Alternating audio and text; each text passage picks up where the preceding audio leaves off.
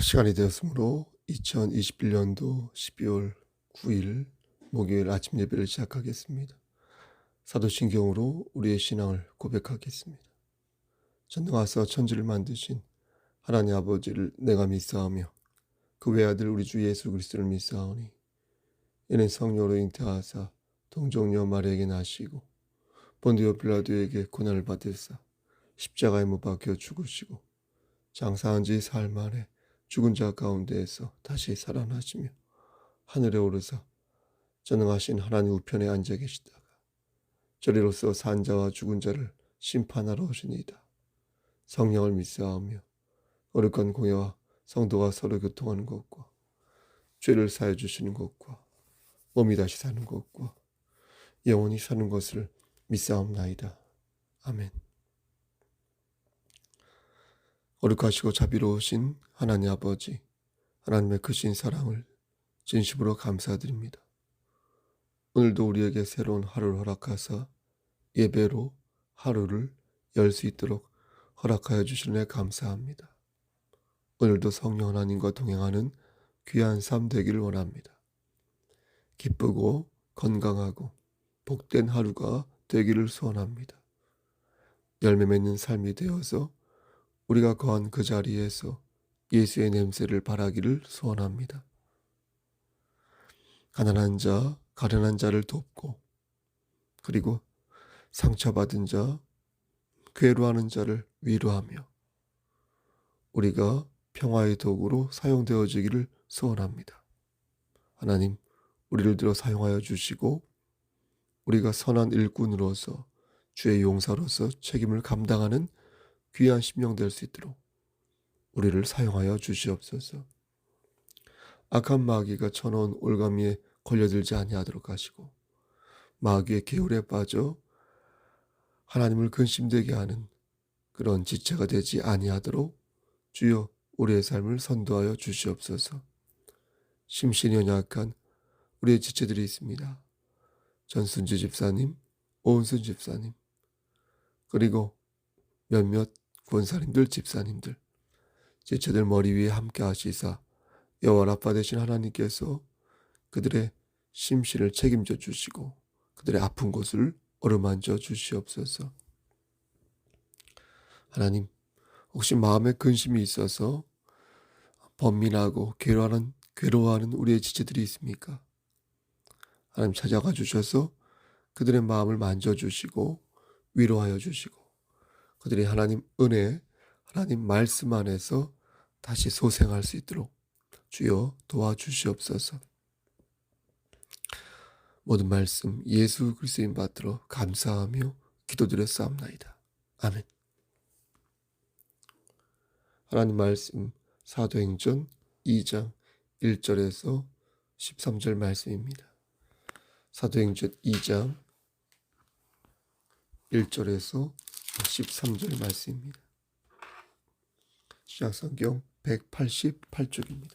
1절 오순절 날이 이미 이름에 그들이 다 같이 한 곳에 모였더니 호련히 하늘로부터 급하고 강한 바람 같은 소리가 있어 그들이 앉은 온 집에 가득하며 마치 불의 혀처럼 갈라지는 것들이 그들에게 보여 각 사람 위에 하나씩 임하여 있더니 그들이 다 성령의 충만함을 받고 성령이 말하게 하심을 따라 다른 언어들로 말하기를 시작하니라. 그때 경건한 유대인들이 천하 각국으로부터 와서 예루살렘에 머물러 있더니 이 소리가 나며 큰 무리가 모여 각각 자기의 방언으로 저자들이 말하는 것을 듣고 소동하여 다 놀라 신기하게 여기어 이르되 보라 이 말하는 사람들이 다 갈릴리 사람이 아니냐. 우리가 우리 각 사람이 난 곧 방언으로 듣게 되는 것이 어찌 됨이냐. 우리는 바데인과 메데인과 엘람인과 또 메소보다미아 유대와 갑바도기아 본도와 아시아 브르기아와 바빌리아 애국과 및 구레네에 가까운 리비아 여러 지방에 사는 사람들과 로마로부터 온 나그네 곧 유대인과 유대교에 들어온 사람들과 그레데인과 아라비아인들이라. 우리가 다 우리의 각 언어로 하나님의 큰 일을 말함을 듣는도다 하고 다 놀라며 당황하여 서로 이르되 이 어찌된 일이냐 하며 또 어떤 이들은 조롱하여 이르되 그들이 세술에 취하였다 하더라. 아멘. 하나님 이 말씀을 들어 사용하여 주시옵소서. 예수 그리스도인 받들어 감사하며 기도드렸사옵나이다. 아멘. 성탄절이 예수님이 태어나신 날이라면 성령 강림 주일은 교회가 태어난 날이라 말할 수 있겠습니다. 교회의 가장 중요한 절기로 세 개를 보통 꼽는데 주님이 탄생하신 성탄절과 주님이 부활하신 부활절 그리고 주님이 부활하신 후 50일이 지나서 성령 하나님께서 임재를 하시는데 바로 그날을 기념하는 성령 강림절이 되겠습니다.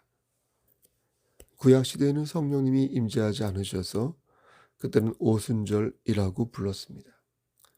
오순절을 다른 말로 칠칠절이라고 말하는데요. 그날에는 하나님의 백성들이 첫 열매를 드렸습니다. 그날이 우리가 잘 아는 맥주 감사절입니다. 하지만 여러분도 아시다시피 우리 교회는 모든 절기와 율법이 예수 그리스도를 기점으로 갱신되었다는 개혁주의 신앙을 따르고 있기에 우리 교회를 포함하여 많은 교회들이 오순절을 맥주 감사주일이 아닌 성령 감사주일로 드리고 있습니다. 두말하면 잔소리지만 우리는 삼위일체 하나님을 믿습니다. 성부와 성자와 성령 하나님께서 각각의 위치에서 각각의 활동을 하심을 믿습니다. 얼마 전에도 말씀드린 것처럼 이 모습은 마치 강강수월래를 하듯 우리를 이렇게 가운데 두고 하나님께서 우리 주변을 맴맴 돌고 계신 것입니다. 그러면 우리는 그 안에서 성부 하나님의 주권과 예수 그리스도의 은혜와 성령 하나님의 임재하심을 고백하면서 하나님이 어떻게 나를 사용하실지 기대를 하는 것입니다. 특히 성령 하나님께서 지금 나와 함께 하심을 믿고 나를 지켜주시고 나의 삶에 깊이 관여하셔서 위로와 격려를 아끼지 않으심을 믿는 것입니다. 성부 하나님께서는 예수 그리스도를 이 땅에 보내어 우리를 구원케 하셨습니다. 아멘. 그리고 예수님께서는 승천하시기 전에 제자들을 불러놓고 말씀하시기를 사도행전 1장 4절과 5절 말씀에서 예루살렘을 떠나지 말고 내게 들은 바 아버지의 약속하신 것을 기다리라. 요한은 물로 세례를 베풀었으나 너희는 몇 날이 못되어 성령으로 세례를 받으리라 라고 말씀하셨습니다. 실제 몇 날이 못되어서 제자들은 성령을 받았는데 그 장소가 마가의 다락방이었습니다. 제자들이 힘써 기도하고 있었는데 그때 성령님께서 오순절에 그들에게 임하신 것입니다. 어떤 식으로 임했냐면 불과 바람처럼 임했다 말씀합니다. 바람은 눈에 보이지 않지 않습니까? 그렇죠? 하지만 분명 존재하는 에너지입니다. 곧 성령님도 눈에 보이지 않지만 급하고 강한 바람 같은 소리를 내며 기도를 하는 자들에게 가득 임하셨다는 것입니다. 또 불의 혀처럼 갈라져서 각 사람 위에 뜨겁게 임하셨습니다. 강한 바람처럼 임했다는 것은 아주 친밀하고 강력하게 임했다는 것입니다. 바람은 눈에 보이질 않지만 피부로 느낄 수 있기 때문입니다. 그러니까 아주 친밀하고 인격적으로 와닿은 것입니다. 반면 불은 더러운 것을 살라버린다는 의미를 가지고 있어서 악한 것을 도말하시고 심판하십니다. 그리고 매우 그 에너지가 뜨겁다 하겠습니다. 제자들은 모두 성령의 충만함을 받았습니다. 그리고 성령이 말하게 하심을 따라 다른 방언으로 말하기 시작했습니다. 여기서 유의할 점은 이때 했던 방언이 지금도 하는 방언과 차원이 다르다는 것입니다. 그러니까 보세요. 고린도전서 14장에서 언급하고 있는 성령의 은사로서의 방언과 다르다는 것입니다. 왜 다르냐면 사람들이 성령을 받았지 않습니까? 그리고 다른 방언으로 말을 했을 때 누구는 라틴어를 하고 누구는 헬라어를 하고 누구는 세머를 하고 그랬는데 그때는 그 말들을 다 알아들었다는 것입니다. 통역하는 은사를 가지고 있는 사람이 있었던 것도 아니었고 또 주님을 영접한 것도 아니었는데 주변 사람들이 옆에 있는 사람들이 제자들이 기도하던 그 소리를 듣고 애굽에 사는 사람들은 라틴어를 알아듣고 시리아 지역에 사는 사람들은 헬라어를 알아듣고 동방 지역에 사는 사람들은 세머를 알아들었다는 것입니다. 그렇죠? 무슨 말이냐면 미국 사람이 한국말로 방언을 하는데 옆에 있던 우리가 그 말을 알아듣고 저 사람 미국 사람이잖아. 한 번도 한국말 배워본 적이 없는 사람이잖아. 라고 말했다는 겁니다. 7절 말씀을 보면 그걸 알 수 있습니다. 보라, 이 말하는 사람이 다 갈릴리 사람이 아니냐. 이 말의 뜻은 이해할 수 없다는 겁니다. 왜냐하면 당시 갈릴리 사람들은 언어 구사력이 상당히 떨어지는 사람들이었습니다. 한마디로 말해서 당시 사람들은 갈릴리 사람들을 무식한 사람들이라고 생각했습니다. 요한복음 1장 46절 말씀을 보면 갈릴리에 속한 나사렛에서 어떻게 선한 것이 나올 수 있느냐라고 말을 하는 대목이 있습니다. 근데 지금 그런 갈릴리 사람들이 각 지역의 언어를 마구 하고 있으니까 각 지방에서 온 사람들이 그 기도를 들으면서 놀라 자빠진 것입니다. 이런 것을 보면 분명 성령 하나님의 역사는 어떻습니까? 가시적인 면모가 있습니다. 성령을 체험한 사람과 성령을 체험하지 않은 사람들이 지켜보는 가운데 성령님의 도래가 있었다는 것입니다. 그러니까 강력한 바람과 뜨거운 불로써 임팩트하게 임재하시면서 강력한 증거들을 사람들에게 보여주신 것입니다. 그러니 강력한 증거가 되었던 것이고 이렇게 파급되어지는 강력한 증거가 강력한 확신으로 이어져 역동적인 신앙인의 모습이 곳곳에서 나타난 것입니다. 이것이 교회의 시작이요 성령 하나님의 역사였던 것입니다. 어떤 사람들은 이런 말을 들으면 저에게 목사님 무당이 신내림 받는 것과 뭐가 다릅니까? 라고 묻습니다. 기독교인이 성령을 받는 것이나 무당이 신내림을 받는 것이 보안이 비슷한 것 같은데 그렇지 않습니까? 라고 묻습니다. 그럼 저는 황당하기 그지없는 것입니다. 황당하기. 그렇게 말하는 사람들은 기본적으로 선과 악을 구분하지 못하는 사람입니다. 그렇지 않습니까? 어떻게 악한 영에 사로잡혀 그의 인격을 잃어버리는 것과 성령에 사로잡혀 구원에 이르는 것을 여러분 똑같다고 말할 수 있습니까? 어떻게? 귀신에 사로잡힌 자 중에 여러분 행복하다고 말하는 자가 있습니까? 그들의 인격은 마귀에 의해 좌우됩니다. 마귀는 인간을 조종하고 불에 던지기도 하며 물에 던져 죽게 만들지만 하나님은 그런 분이 아니라는 것입니다. 하나님께서는 우리의 자율성을 존중하사 우리를 인격적으로 대하신다는 거예요. 그래서 우리를 선한 길로 인도하신다는 거예요. 하나는 죽음으로 인도하고 하나는 생명으로 인도하는데 어떻게 그것을 같다고 말할 수 있겠습니까? 기독교를 체험의 종교라고 말합니다. 하지만 곰곰이 생각해 보면 체험이 없는 종교는 없습니다. 여러분 그렇지 않습니까? 마귀도 역사하고요. 마귀도 그들에게 체험을 줍니다. 체험 삶의 현장처럼 마귀도 무언가를 획책하며 열심히 궁리를 한다는 것입니다. 문제는 어떤 체험이냐가 중요한 것입니다. 그를 지옥으로 이끄는 체험인가? 아니면 그의 영혼을 구하여서 천국으로 이끄는 체험인가? 진정한 체험이란 하나님이 나와 함께 하셔서 나를 궁극적으로 선한 길로 이끄심을 믿는 것입니다. 시시각각 내 삶 속에서 나를 지켜보시고 나를 올바른 길로 이끄심을 믿는 것입니다. 그때는 몰라요. 하지만 지나 보니까 알게 되어서 이것이 하나님의 뜻이었구나. 이것을 깨닫게 하시려고 이렇게 역사하셨구나. 그렇게 알게 되는 것이 바로 기독교에서 말하는 진정한 체험인 것입니다. 그런데 가끔 이것을 혼동하는 모습을 봅니다. 성령님이 나와 함께 하시고 있다는 것을 체험할 때는 반드시 깨달음이 동반되는데 우리는 이것을 신령한 지식이라고 부릅니다. 우리 교회 1층 그 칠판이 있는 방에 이렇게 보면은 노티티아 방이라고 있지 않습니까? 그 노티티아가 바로 그것입니다. 노티티아는 신령한 지식을 말하는데요. 그 지식은 체험을 통해서 무언가를 깨달았을 때 가질 수 있는 지식이라는 겁니다.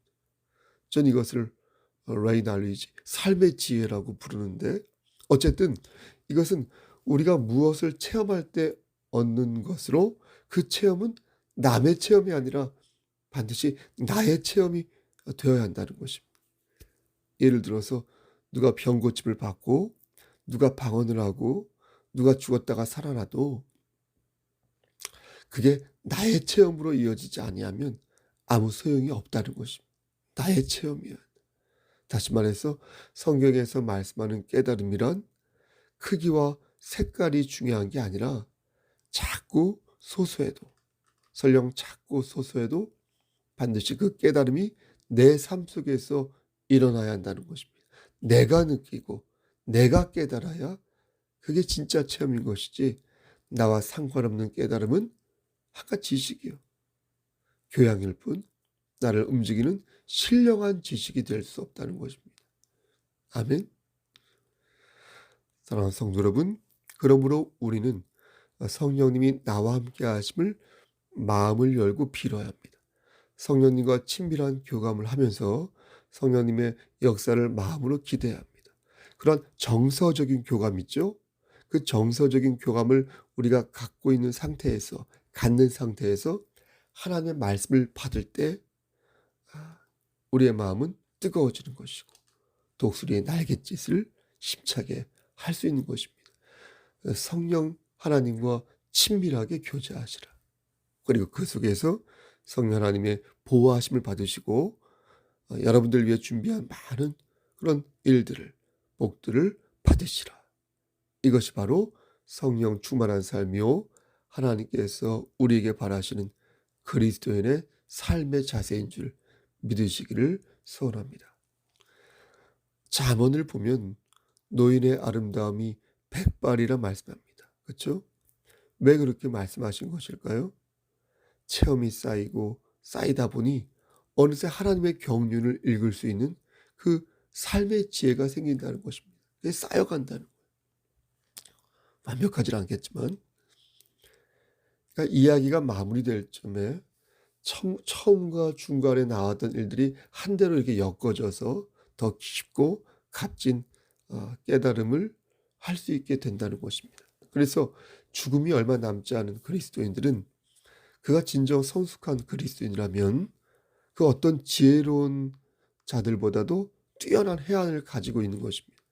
그럼 모든 것이 하나님의 뜻이었음을 깨닫게 되고 이제 마지막 순간을 그런 얼마 남지 않은 시간들 몇 개월 혹은 수년을 하나님께 온전히 드리기 위해서 최고의 집중력을 발휘를 하는 것입니다.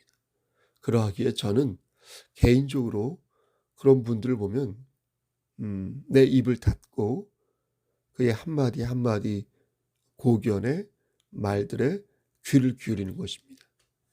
여러분도 그렇게 하지 않으십니까? 반면 성령을 조롱하는 자는요, 나이와 상관없이 그렇습니다. 그들은 성령 하나님의 역사를 믿지 않습니다. 성령이 자신의 삶에 관여하는 것을 원치 않으며 자신을 보호하는 것 또한 원치 않습니다. 그들은 오직 자신의 욕망에만 귀를 기울입니다. 나이가 그렇게 들었는데도 이제 여생이 얼마 남지 않았는데도 여전히 무엇을 먹을까? 무엇을 입을까? 그것만 천착하여 궁리합니다. 무엇이 중요한지 여전히 몰라서 눈앞에 있는 쾌락만을 주었습니다. 물론 그들 중에도 가끔 성령님을 찾는 사람도 있습니다. 힘들고 외로우면 가끔 찾습니다. 하지만 저는 그분들이 성령 하나님을 인격적으로 느끼고 있는지 그 부분에 있어서는 고개가 갸웃해집니다. 제가 볼 때 그분들은 성령님을 이렇게 도구하는 것 같습니다. 일종의 도깨비 방망이라고 생각하는 것 같아서. 예? 그래서 자기가 힘들 때면 금 나와라 뚝딱, 은 나와라 뚝딱, 금을 내어주겠다고, 그렇게 은을 내어주겠다고 이렇게 생각하는 것 같습니다. 만약 내어주지 않으면 구지가 맞나요? 구지가 해서 거북이 목을 잘라버리겠다고 주술을 낸 것처럼 성령님을 작살낼 것 같은 그런 모습을 보입니다. 과연 그런 사람들에게 성령님께서 복된 것을 주실까요? 자신을 물건 취급하는 자에게 과연 성령 하나님께서 그를 인격적으로 대우해 주실까요? 성령님은 여러분 마당을 쓰는 빗자루가 아닙니다. 성령님은 우리가 의지해야 하는 존재이지 우리가 붙잡고 휘두를 수 있는 존재가 아니라는 것입니다. 사랑하는 성도 여러분, 우리는 누구입니까? 저 여러분은 성령을 받은 자입니다. 우리는 우리의 삶 속에서 성령님이 어떻게 역사하실지 오늘도 기대하는 사람들로서 그분의 역사하심을 믿고 의지하는 사람들입니다. 우리가 이렇게 믿는 이유는 모든 것이 헛되지만 하나님 안에서는 모든 것이 의미가 있다고 믿기 때문입니다. 우리의 사랑도, 우리의 미래도, 우리의 소망과 헌신도, 우리가 지금 하는 충성도, 순종도 주님 안에서는 모든 것이 참다운 의미를 갖는다고 믿기 때문입니다. 그러므로 저는 여러분들에게 하나의 직업을 더 가질 것을 권면합니다. 이미 가지고 있다는 것을 마음에 새기시기를 권면합니다. 그 직업은 여러분들을 보다 역동적이고 희망차게 만들어주는 일을 할 것입니다. 그것은 마치 찬바람을 막는 든든한 외투 같아서 그 옷을 입고 그 일을 하기 시작하는 순간 여러분은 그 어떤 존재보다 강하고 담대한 존재가 되어 있을 것입니다.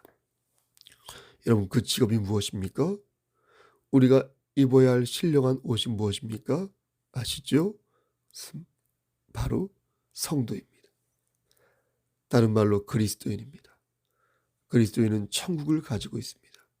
그래서 오랫동안 절망하여도 오랫동안 절망하지 않습니다. 그리스도인에게는 영생이 있습니다. 그래서 분노하여도 너무 크게 분노하지 않습니다. 실패해도 절망에 빠져도 우리는 그리스도인이기에 죽어서 천국에 이를 것이기에 지금 우리에게 당면한 시련을 참고 견딜 수가 있는 것입니다. 아멘. 천국을 소유하지 못한 자는 눈앞에 있는 것들에 목숨을 걸 수밖에 없습니다. 왜 그렇습니까? 그들은 그것이 전부니까. 그것 빼면 아무것도 없으니까. 하지만 우리는 이것이 전부가 아닙니다. 우리가 지금 누리고 있는 것은 아주 작은 것에 불과합니다. 이제 우리가 누리게 될 완전한 것은 모두 천국 안에 있습니다. 그리스도 예수 안에 우리를 위해 준비되어 있으며 그것은 이 땅이 아닌 저 하늘에 있습니다. 사랑하는 우리 송석교회 성도 여러분, 우리 경청로의 우리 목사님들, 그러므로 하나님께서 주신 새 언약을 잊지 마시기를 소원합니다. 우리에게 주신 귀한 선물을 잊지 마시기를 소원합니다. 우린 지금 이곳에서 성령 하나님과 동행하고 있으며 장차 우리는 천국에서 영원한 생명을 누리며 하나님과 동행하는 자가 되는 것입니다. 내가 하나님을 붙잡은 게 아니라 하나님께서 나를 붙잡으셨다. 이 사실을 기억하시고 생명의 성령의 법이 우리를 끝까지 붙잡으시기를 바라는 여러분 되시기를 소원합니다. 오늘도 하나님 나라 잊지 마시고 예수 그리스도 안에서 건강하고 즐겁게 그리고 두텁게 여러분들에게 맡겨진 그 길을 걸으시기를 주 예수 그리스도인 받들어 간절히 축원합니다. 아멘. 이제는 우리를 죄에서 구속하여 주신 우리 구주 예수 그리스도의 은혜와 아버지 하나님의 만극하신 그 사랑하심과 성령 하나님의 교통하시고 인도하시는 모든 역사하심이 오늘도 성령 하나님과 동행하는 삶 속에서 예비된 복들을 받아 누리길 소원하는 여기 모인 성도와 그들의 가정과 이 재단과 이 나라 위에 하나님의 사랑하심이 세세토록 함께 계실지어다.